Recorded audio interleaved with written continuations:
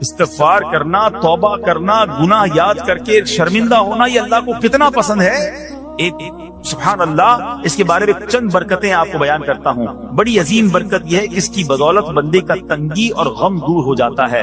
حدیث پاک میں ہے جو ہمیشہ استغفار کرتا رہے اللہ پاک اس کے لیے ہر تنگی سے نکلنے کا راستہ بناتا ہے، ہر فکر و غم سے اسے خلاصی عطا فرماتا ہے. اس کی ایک برکت یہ بھی ہے کہ ایسے بندے کو اللہ پاک غیب سے رزق عطا فرماتا ہے. حدیث پاک میں ہے استغفار کرنے والے کو اللہ وہاں سے رزق عطا فرماتا ہے جہاں اس کا گمان بھی نہیں ہوتا. اتنی مہنگائی ہے، اتنی مشکلیں ہیں، اتنی تنگی ہے، لوگ قرضے میں ہیں، کبھی ادھر جاتے ہو کبھی ادھر جاتے ہو. ارے بھائی سب کے پاس جاتے ہو، رب کے پاس کیوں نہیں جاتے؟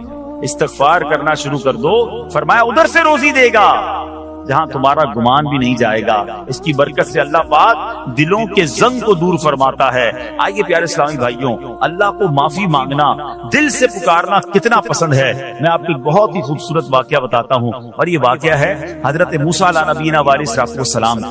اللہ پاک نے حضرت موسیٰ علیہ نبینا علیہ السلام نے ایک بار اپنی مناجات میں عرض کیا یا اللہ یا رب. اللہ پاک کی طرف سے جواب آیا لبیک یا موسیٰ.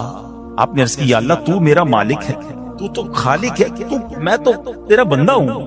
ارشاد ہوا مجھے یہ پسند ہے کہ جب مجھے کوئی میرا بندہ یا رب پکارے تو میں اسے لبیک کہہ کر جواب.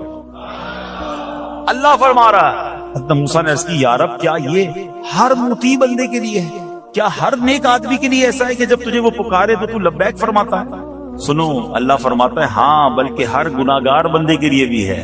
حضرت موسیٰ نے عرض کی یا اللہ فرما بردار تو تیری اطاعت کرتا ہے. وہ بات تو سمجھ آ رہی ہے، گناہگار پر یہ کرم کس وجہ سے؟ اے ہے سنو میرے رب کیسا کریم ہے. فرماتا ہے اے موسیٰ اگر میں بھلائی کرنے والے کو اس کی بھلائی کا بدلہ دوں اور برائی کرنے والے پر اس کی برائی کی وجہ سے احسان نہ کروں تو میرا جود و کرم کہاں جائے گا؟ اللہ فرماتا ہے میرا پھر کرم، میری رحمت کس لیے ہے؟ برائی کرنے والا بھی گناہ کرنے والا بھی مجھے پکارتا ہے، میں اسے بھی لبیک کہہ کر جواب دیتا ہوں. حضرت موسیٰ علیہ نبینا علیہ السلام کو ایک بار وحی نازل ہوئی کہ اے موسیٰ فلاں علاقے میں جاؤ، ہمارا ایک نیک بندہ اس کا انتقال ہو گیا ہے، جا کے اس کو غسل دو، اس کو کفن دو اور اس کا جنازہ. حضرت موسیٰ وہاں پہنچ گئے اور جب وہاں جا کر آپ نے لوگوں سے کہا کہ مجھے فلاں بندے کے پاس لے جاؤ جس کا انتقال ہوا ہے، مجھے غسل دینا ہے، کفن پڑھنا ہے، جنازہ پڑھنا ہے. لوگوں نے کہا حضرت یہ تو زمانے کا گناہگار، بڑا بےہودہ، بڑا بدکار شخص تھا، آپ کو رب کا حکم تھا، آپ نے غسل بھی دیا، کفن بھی پہنایا، جنازہ بھی پڑھا، پھر رب کی بارگاہ میں عرض کی مولا بندے تو یہ کہہ رہے ہیں یہ تو بہت برا آدمی تھا، تو نے مجھے بھیجا اور فرمایا تیرا پیارا بندہ، میں نے جنازہ بھی پڑھ دیا، غسل اور کفن بھی دیا. اب ذرا آپ سوچیں کہ کسی کا جنازہ حضرت موسیٰ پڑھ دیں تو اس کی تو بخشش کا تو کوئی مسئلہ ہی کوئی نہیں نا، وہ تو اللہ کے نبی جس کا جنازہ پڑھے غسل دے تو یا اللہ تو نے ایسا انتظام فرما دیا. رب کریم کی طرف سے پتہ ہے کیا جواب آتا ہے؟ اللہ فرماتا ہے اے موسیٰ بندے سچ کہتے ہیں، یہ بندہ واقعی بڑا گناہگار تھا. جو علاقے والے شہر کے لوگ کہہ رہے ہیں نا ٹھیک کہہ رہے ہیں، یہ بندہ تھا ہی ایسا. اللہ جب اتنا گناہگار اتنی بڑی مہربانی کس وجہ سے؟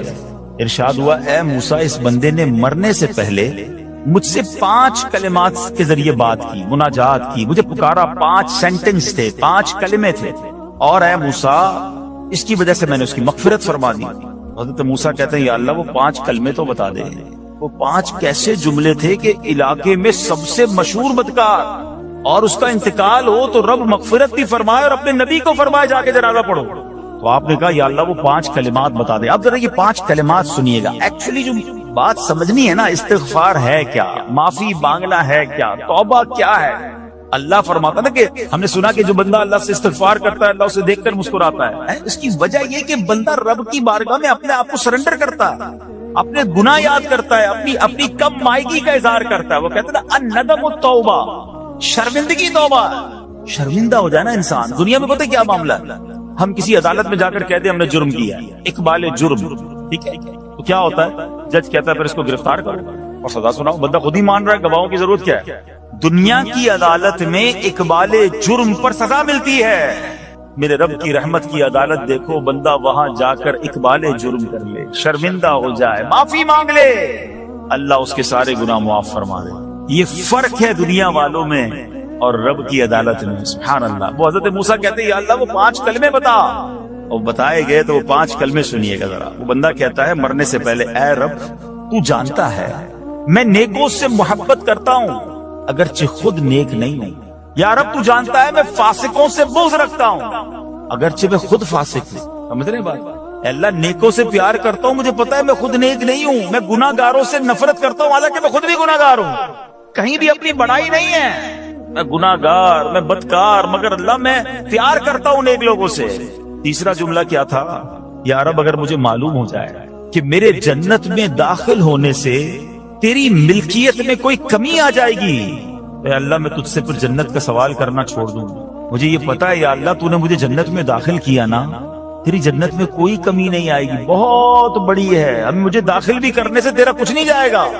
اگر کچھ جاتا ہوتا تو یا اللہ میں جنت تیرے سے مانگنا چھوڑ دیتا. چوتھا جملہ کیا ہے؟ اے رب اگر مجھے معلوم ہو جائے کہ مجھے جہنم میں داخل کرنے سے تیری ملکیت میں اضافہ ہو جائے گا تو میں پھر جہنم سے پناہ نہیں مانگوں. یعنی اگر تو تیرے ملک میں تیری شان میں اضافہ ہو رہا ہے مجھے جہنم میں ڈالنے سے، پھر تو میں نہیں کہوں گا تجھے کہ جہنم سے نکال. اگر مجھے پتا ہے تو پہلے ہی مالک ہے، تو پہلے ہی خالق ہے، سب کچھ تیرا ہے، مجھے جہنم میں ڈالنے سے تیری کوئی ملکیت میں اضافہ نہیں ہونا. اور آخری بات کیا کہتا ہے؟ یا رب اگر تو مجھ پر رحم نہ کرے گا تو پھر کون کرے گا؟ اللہ فرماتا ہے موسیٰ میں نے اس پر رحم کیا، یہ میرے کرم کے لائق تھا، میرے کرم کی لائق نہیں تھا کہ میں اسے ناکام لوٹا دیتا. جب اس نے یہ کلمات کہے تو میں نے اسے درگزر فرمایا، اس کی مغفرت فرما دی اور میں ہی بخشنے والا مہربان. تو اے میرے پیارے اسلامی بھائیوں، آج وہ کام سیکھ کے جانا ہے، سمجھ کے جانا ہے، جس کو جو بندہ کرتا ہے تو رب کی رحمت گویا مسکراتی ہے. وہ یہ ہے کہ اللہ سے معافی مانگتے رہیں، استغفار کرتے رہیں، اللہ کو راضی کرنے کی کوشش کرتے رہیں، اپنے گناہوں پر ندامت رکھیں. کہ جو معافی مانگتا ہے نا اللہ اسے بہت پسند فرماتا ہے. حدیث پاک میں آتا ہے التائب من الذنب کمن لا ذنب له، گناہوں سے توبہ کرنے والا ایسا ہے جیسا اس نے گناہ کیا ہی نہیں ہے. اچھا اب ایک اور بہت پیارا عمل جس کو دیکھ کر اللہ مسکراتا ہے، وہی میں نے تفسیر بتائی کہ اللہ کی رحمت راضی ہو جاتی ہے اور اللہ کی رحمت برستی ہے، رب راضی ہو جاتا ہے. نبی پاک علیہ الصلوۃ والسلام نے فرمایا 3 بندے ہیں اللہ پاک انہیں دیکھ کر مسکراتا اور کیا ہوتا ہے؟ فرمایا اور بہت خوش ہوتا ہے. اب وہ 3 بندے کون سے ہیں؟ چیک کرنے ہم ان میں ہیں کہ نہیں. فرمایا نمبر 1 وہ بندہ جو رات کو اٹھے، بستر چھوڑے، اچھی طرح وضو کرے، پھر نماز پڑھنے کھڑا ہو جائے، اسے دیکھ کر اللہ پاک فرشتوں سے فرماتا ہے اے فرشتوں بتاؤ میرے بندے کو نیکی پر کس نے اکسایا ہے؟ فرشتے عرض کرتے ہیں مولا تو بہتر جانتا ہے. اللہ پاک فرماتا ہے ہاں میں جانتا ہوں مگر تم مجھے بتاؤ. فرشتے عرض کرتے ہیں اے مالک کریم تو نے اسے ایک چیز یعنی جہنم کا خوف دیا ہے، یہ اس سے ڈرتا ہے. اے اللہ تو نے ان کو ایک چیز جنت کی امید دلائی ہے، یہ اس کی امید رکھتا ہے. اے اللہ یہی خوف اور امید ہے جس نے اسے رات کی نیند قربان کر کے تیرے حضور کھڑے ہونے پر ابھارا ہے. اب اللہ پاک فرماتا ہے اے فرشتوں گواہ ہو جاؤ یہ جس چیز سے ڈرتا ہے یعنی جہنم سے ڈرتا ہے، میں نے اپنے اس بندے کو اس سے امن بخشا، اور جس کی امید رکھتا ہے یعنی جنت کی میں نے جنت اس پر واجب کر دی. رات اٹھ کر جب دنیا سوئی ہو بندہ اٹھ کر تہجد کی نماز ادا کرے، اللہ کی بارگاہ میں آنسو بہائے، اللہ فرشتوں کے سامنے گویا فخر فرماتا. دوسرے نمبر پر سنو، اور میں دوسرا وہ شخص جو حق و باطل کی لڑائی میں شریک ہوا، ثابت قدم رہا یہاں تک کہ شہید ہو گیا، یا اللہ پاک نے اسے فتح عطا فرمائی. اللہ اس بندے کو دیکھ کر بھی مسکراتا ہے. جہاد کرنے والے مجاہدین یا تو شہید ہو جائیں یا غازی ہو کر لوٹے اللہ کی رضا کے لیے، اللہ کی رحمت ان پر بھی چھما چھم برستی ہے. اور تیسرے نمبر پر فرمایا تیسرا وہ بندہ جو رات کو سفر کرتا ہے، یہاں تک کہ رات کے آخری حصے میں جب کہیں ٹھہرتا ہے تو اس کے ساتھ والے سو جاتے ہیں مگر وہ کھڑا ہو کر نماز پڑھنے لگتا ہے. اس بندے کو دیکھ کر بھی اللہ پاک مسکراتا ہے. اجتماعی عبادت کے بڑے فائدے ہیں، اجتماع میں آنا، محفل میں آنا، دعا میں شرکت کرنا بہت اچھی بات، مگر اپنی عادت ایسے بھی بنائیں کہ کچھ عبادتیں ایسی کریں کہ میں جانوں اور رب جانے. یہ جو رات اٹھ کر دعا کا لطف ہے، رات اٹھ کر جو نماز پڑھنے کا لطف ہے نا، جب ساری دنیا سو رہی ہے اور بندہ اپنے رب کی بارگاہ میں حاضر ہے. علماء کہتے ہیں دن کے نوافل کے مقابلے میں رات کے نوافل افضل ہے، کیونکہ رات سکون ہوتا ہے، رات رقت قلبی ملتی ہے، سبحان اللہ رحمت الہی چھما چھم برستی ہے. ہمیں کیا کرنا ہے کہ رات تہجد کی نماز کی عادت ڈالے. رمضان میں بن گئی تھی نا، سحری کے لیے اٹھتے تھے تو لوگ تہجد پڑھتے تھے. اللہ کرے کہ یہ عادت بن جائے. کبھی کبھی اگر ہر روز نہیں ہو سکتا کم از کم کبھی کبھی کریں. اچھا اگر ایسی کوئی عبادت ہو بھی جائے نا پھر سب کو بتائیں نا کہ رات اٹھا تھا تو جناب دعائیں بھی کی تو آنسو بھی بہائے. نہیں, کبھی کبھی ایسا کیا کرو کہ میں جانوں اور رب جانے. اللہ سے باتیں کیا. میں آپ کو صحیح بتاؤں, آپ مجھے ایک بات بتائیں. یہ تو آپ نے سن بھی لیا کہ اللہ کی رحمت کس قدر برستی ہے اس پر. زندگی میں بھی جب کبھی ہم پریشان ہوں اور رات نیند نہ آئے, کبھی کبھی ایسا ہوتا ہے پریشانی میں نیند نہیں آتی, کروٹیں بدل رہا ہوتا ہے انسان, اور اس کروٹ بدلتے بدلتے میں آپ کی جب والدہ حیات ہوگی یا ماشاءاللہ جن کے پاس ماں موجود ہے, ماں جیسی ہستی کہاں ملتی ہے. ایک بار اور سن لو, دنیا کی بہت ساری چیزیں میرے اور آپ کے پاس ہیں جو ریپلیسیبل ہیں, جو بدلی جا سکتی ہیں. موبائل فون لیتے ہیں, بڑی خوشی سے لیتے ہیں, مگر نیا ماڈل آتا ہے تو لوگ بدل لیتے ہیں. سواری لیتے ہیں, بڑی خوشی ہوتی ہے, مگر جب نئی سواری آتی ہے تو ریپلیس بدل دیتے ہیں. ماڈل نیا آ گیا بھائی, اب وہ پرانی لگتی ہے. مگر یاد رکھو, ماں باپ چلے جائیں نا, اس کے بعد ماں باپ دوبارہ نہیں بنتے. ان کا کوئی نیا ورژن یا نیا ماڈل نہیں ہے تو ان کی قدر کر لو, ان کی دعائیں لے لو. تو بہرحال آپ کبھی کبھی تکلیف میں ایسا ہوا ہو کہ رات کو نیند نہ آئی ہو, بے قرار ہو کر ماں کے پاس گیا, آنکھوں میں آنسو لے کر کہ ماں میں پریشان ہوں, بیمار ہوں, یا قرضے میں ہوں, یا فلاں پرابلم ہے.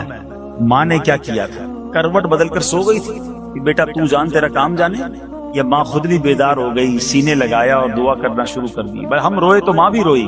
یہ ہے نا ماں. میری تکلیف, ایسا لگتا ہے کہ مجھے کبھی کبھی یہ فیصلہ کرنا مشکل ہوتا تھا کہ تکلیف مجھے زیادہ ہوتی ہے میری تکلیف میں, میری والدہ کو زیادہ ہوتی ہے. بیمار میں ہوں, تکلیف اسے, یہ رشتہ کہاں ملتا ہے. مگر مجھے ایک بات بتاؤ, جب میری تکلیف پر رات نیند چھوڑ کر, بستر چھوڑ کر میں ماں کے پاس گیا, ماں نے سینے لگایا, تو اگر میں اپنا بستر چھوڑ کر آنکھوں میں آنسو لیے میری ماں سے مجھے کہیں زیادہ پیار کرنے والے رب کی بارگاہ میں چلا گیا, تو اس کی رحمت کیا مجھے مایوس کر دی. میری ماں کے دل میں جو ممتا ہے نا, وہ بھی میرے رب نے ڈالی ہے. تو رب کی رحمت کتنی ہوگی. تو کبھی کبھی اللہ کی بارگاہ میں رات کے اس پہر حاضر ہوا, جو پرابلم ہے آپ کی, جو مشکل ہے آپ کی, آپ یقین کریں, آپ اللہ کی بارگاہ میں تہجد کے وقت رات کے آخری پہر آنسو بہائیں, دعائیں کریں, نوافل پڑھیں, پھر دیکھیے آپ کے دل کو تسلی کیسے ہوتی ہے. آپ کا ایمان تازہ ہو جائے گا, اور آپ نے دیکھا کہ ایسے وقت عبادت کرنے والوں سے رب کتنا راضی ہوتا ہے. اللہ کرے یہ بات ہمیں سمجھ آ جائے. اسی طرح عظیم صحابی حضرت عبداللہ ابن مسعود رضی اللہ عنہ سے روایت ہے, پیارے آقا مکی مدنی مصطفیٰ صلی اللہ تعالی علیہ وسلم نے فرمایا, ایک بندہ رات کو اٹھتا ہے, اچھی طرح وضو کرتا ہے, پھر اللہ پاک کی حمد کرتا ہے, اس کی بزرگی بولتا ہے, اپنے نبی علیہ الصلوۃ والسلام پر درود پڑھتا ہے, قرآن کھول کر پڑھنا شروع کر دیتا ہے. یہ وہ بندہ ہے جسے دیکھ کر اللہ پاک مسکراتا ہے اور فرماتا ہے, دیکھو میرا بندہ عبادت کر رہا ہے جبکہ اسے میرے سوا کوئی نہیں دیکھ رہا. اللہ, یہ کاش ہمیں عادت مل جائے کہ ہم اکیلے میں عبادت کریں, انفرادی عبادت کریں, میں جانوں میرا رب جانے. کبھی تلاوت کریں, کبھی درود پڑھیں, کبھی دعائیں کریں, کبھی آنسو بہائیں. سبحان اللہ, اس کا مزہ ہی اور ہے. ہاں, کبھی ایسا ہونا چاہیے. ہم محفل میں عشق رسول کے عالم میں رو بھی پڑھتے ہیں, مدینے کی یاد ہو, نعت شروع ہو تو ہماری آنکھوں میں آنسو آ جاتے, یہ بھی اچھی بات ہے. مگر کبھی کبھی رات ایسی بھی ہونی چاہیے کہ دل میں ہو یاد تیری گوشے تنہائی, دل میں ہو یاد تیری گوشے تنہائی ہو, پھر تو خلوت میں عجب انجمن آرائی. کبھی زندگی میں ایسی راتیں بھی آنی چاہیے. وہ ہے نا, جاگ اٹھا اشکوں کا مقدر, عشق نبی میں روتے روتے کیسی گزری رات نہ پوچھو. کبھی کبھی ایسی رات بھی گزرنی چاہیے کہ آقا کی یاد میں آنسو بہ رہے ہوں, مدینے کی یاد میں, گھر والوں کو بھی پتہ نہ چلے. ہلکی ہلکی آواز میں کبھی نعت شریف لگا لیا کریں, کبھی مناجات لگا لیا کریں. ہم پتہ نہیں کیا دیکھتے دیکھتے سوتے ہیں. کاش انہی تصورات میں آنکھیں بند ہوں کہ میں سو جاؤں یا مصطفیٰ کہتے کہتے, میں سو جاؤں یا مصطفیٰ کہتے کہتے, کھلے آنکھ صلی اللہ کہتے. جو مدینے کے تصور میں سوتے نا, پھر خواب میں زیارت بھی کر لیتے. خواب کا ایک فنامنا یہ بھی ہے, آپ جس چیز کے بارے میں سوچتے ہوئے سوتے ہیں نا, عموماً گندی باتیں دیکھ کر, گندی چیزیں دیکھ کر سوتے, پھر ایسے ڈراؤنے خواب بھی آتے, انہیں ٹینشن بھی آتی. فلموں میں بھی ماردار دیکھی, خواب میں بھی لڑائی جھگڑے دیکھ رہے ہیں. جو مدینے کی یادوں میں سو رہا ہے, جو باوضو سو رہا ہے, جو اللہ کا ذکر کر کے سو رہا ہے, جو نوافل پڑھ کے سو رہا ہے, پھر دیکھو خواب میں بھی کہاں کہاں کی سیر کرے گا انشاءاللہ. تو اپنی خلوتوں کو اچھا کریں, اپنے اکیلے وقت کو بھی خوبصورت کریں, آنسو بہائیں. اور سبحان اللہ, تہجد پڑھنے والوں کے چہروں پر نور بھی آ جاتا ہے. ہاں, یہ ایک الگ نعمت انہیں ملتی ہے, اللہ نصیب فرما دے. اچھا, ایک اور خوبصورت کام ہے, اللہ کریم جنہیں دیکھ کر مسکراتا ہے. فرمایا حضرت ابو سعید خدری رضی اللہ عنہ فرماتے ہیں, رسول ذیشان مکی مدنی سلطان صلی اللہ تعالی علیہ وسلم نے فرمایا, 3 بندوں کو دیکھ کر اللہ پاک مسکراتا ہے. وہ قوم جو نماز میں صفیں سیدھی کرتی ہے، اور وہ بندہ جو اللہ پاک کی راہ میں جہاد کرتا ہے، تیسرا وہ بندہ جو رات کے اندھیرے میں عبادت کرتا ہے، انہیں دیکھ کر اللہ پاک مسکراتا ہے۔ جہاد والی بات اور رات والی عبادت کی بات تو ہو گئی، اب اس میں نئی بات سیکھنے کو ملی، صفیں درست کرنے والی۔ اب روز نماز پڑھ رہے ہیں، صفیں درستی کر رہے ہوتے، امام صاحب کہہ کے تھک جاتے، کاندھے سے کاندھا ملائیں، صفوں کو سیدھا کریں۔ صفوں کو سیدھا کرنے والوں کو دیکھ کر رب کی رحمت مسکراتی ہے، رحمت برستی ہے۔ اب یہ کتنا آسان کام ہے، مگر اس کی طرف بھی توجہ نہیں ہوتی ہے۔ یاد رکھیے کہ صفیں سیدھی کرنا یہ بڑی نیکی ہے، اور اللہ کرے کہ ہم اس پر عمل کرنے والے بنیں۔ اور صفیں درست نہ کرنا ترک واجب، ناجائز اور گناہ ہے۔ سیدھی صفیں نہیں کرتے، نہیں، ناجائز کرتے ہیں، گناہ کرتے ہیں۔ صف درست نہ کرنے سے نماز ناقص رہ جاتی ہے۔ اور یہ بعض اوقات وہ کہتے ہیں یار ہمیں اس نماز میں وسوسے بہت آتے ہیں، روایتوں میں آتا ہے صف درست نہ کرنا نماز میں وسوسے آنے کا سبب ہے۔ صفیں ٹھیک نہیں ہوگی نا، عجیب عجیب سی باتیں دماغ میں آئیں گی۔ کیوں؟ حدیث پاک میں آتا ہے شیطان تمہارے درمیان بھیڑ کے بچے کی طرح گھس جاتا ہے، شیطان صفوں میں گھس جاتا ہے۔ صف سیدھی نہ کرنے میں چہرہ بگڑنے کا اندیشہ ہے۔ اب ذرا غور کر لیجیے یہ کتنا ضروری ہے۔ قرآن کریم میں ایک سورت ہے، سورہ صافات۔ اس مبارک سورت کی پہلی آیت میں اللہ پاک نے فرمایا وَالصَّافَّاتِ صَفًّا، ان کی قسم جو باقاعدہ صفیں باندھے ہوئے ہیں۔ حضرت عبداللہ ابن مسعود فرماتے ہیں یہاں صفیں باندھنے والوں سے مراد فرشتے ہیں۔ حضرت جابر بن سمورہ رضی اللہ تعالیٰ عنہ فرماتے ہیں ایک دن پیارے آقا مکی مدنی مصطفیٰ صلی اللہ تعالیٰ علیہ وسلم تشریف لائے اور فرمایا تم ایسے صف کیوں نہیں بناتے جیسے فرشتے صفیں بناتے ہیں؟ ہم نے عرض کی یا رسول اللہ صلی اللہ تعالیٰ علیہ وسلم فرشتے کیسے صف بناتے ہیں؟ فرمایا پہلے اگلی صف مکمل کرتے ہیں اور خوب مل کر کھڑے ہوتے ہیں۔ سبحان اللہ، مبارک ہو مسلمانوں کو صفیں سیدھی کرتے ہیں، اچھی طرح کاندھے سے کاندھا ملاتے ہیں، گویا یہ فرشتوں کا کام کر رہے ہیں، فرشتوں والا کام کر رہے ہیں۔ تفسیر طبری میں ہے فاروق اعظم رضی اللہ عنہ کا یہ معمول تھا، جب نماز پڑھانے لگتے تو نمازیوں کو فرماتے صفیں سیدھی کر لو، اے فلاں ذرا آگے ہو جاؤ، اے فلاں ذرا پیچھے ہو جاؤ۔ پھر فرماتے بے شک اللہ پاک تمہیں فرشتوں کی طرح دیکھنا پسند فرماتا ہے۔ تو صفیں سیدھی رکھنا یہ فرشتوں کا انداز ہے، اور اللہ کی رحمت خوب برستی ہے، گویا رب مسکراتا ہے انہیں دیکھ کر۔ تو اے میرے پیارے اسلامی بھائیوں، اور بھی بہت سارے کام ہیں جس کو دیکھ کر، جن کو کرنے سے اللہ کی رحمت چھما چھم برستی ہے۔ بہرحال جب نے 3-4 باتیں سنی ہیں، آج سے اس کو نیت کر لیتے ہیں کہ خوب اللہ کی بارگاہ میں ہم استغفار کریں گے، اپنے گناہوں پر معافی مانگیں گے، انشاءاللہ راتوں کو اٹھ کر جب لوگ سو رہے ہوں گے اللہ کی بارگاہ میں عبادت کریں گے۔ اسی طرح فرمایا کہ صفوں کو درست کریں گے، اور انشاءاللہ رب کی بارگاہ سے خوب رحمتیں لوٹیں گے۔ اے میرے پیارے اسلامی بھائیوں، یہ سب کب ہو سکے گا؟ کہ جب ہم اچھے ماحول میں رہیں گے۔ تہجد تو جب پڑھیں گے نا جب پہلے فرض پڑھیں گے، اس کی فرض ہی قضا ہو رہی ہے، تو اس کو تہجد کی باری کب آئے گی؟ استغفار تو جب کرے گا جب ایسے ماحول میں آئے گا کہ جہاں گناہوں کو یاد دلا کر معافی مانگنے کا ہمیں انداز اور اس کی فکر دی جائے۔ تو آج کے اس پرفتن دور میں دعوت اسلامی کا یہ پیارا ماحول آپ کے سامنے ہے، اس ماحول سے وابستہ رہیں۔ ہفتہ وار اجتماع میں، مدنی قافلوں میں، ہفتہ وار مدنی مذاکرے میں شرکت کرتے رہیں گے تو انشاءاللہ ان نیکیوں کا جذبہ بھی ملتا رہے گا، اور انشاءاللہ ایسے کام کرنے میں